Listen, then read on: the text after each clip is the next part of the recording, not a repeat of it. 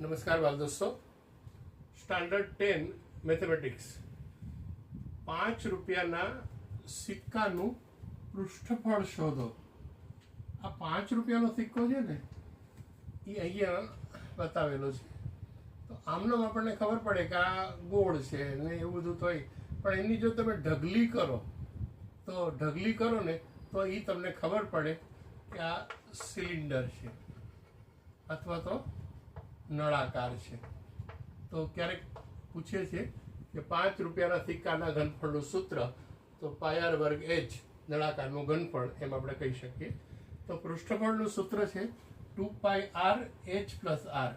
હવે h એટલે આ હાઈટ છે એની, બહુ નાની હાઈટ છે, 1/10 સેન્ટીમીટર, અને આ 7 સેન્ટીમીટર એની ત્રિજ્યા। આટલી બધી હોય નહીં, પણ આપણે અહીંયા આપેલી છે। તો કિંમત એની મૂકી દો તો 7 7 2 22 44, અને અહીંયા ઇન્ટુ 1/10 પ્લસ 7, તો 1 પ્લસ 70/10 71/10, અને 44 અને 71 એનો જો તમે મલ્ટિપ્લિકેશન કરો તો 1324 આવે, બાય 10 છે એટલે એક પછી પોઈન્ટ આવે, અને સેન્ટીમીટરનો સ્ક્વેર પૃષ્ઠફળ છે એટલે।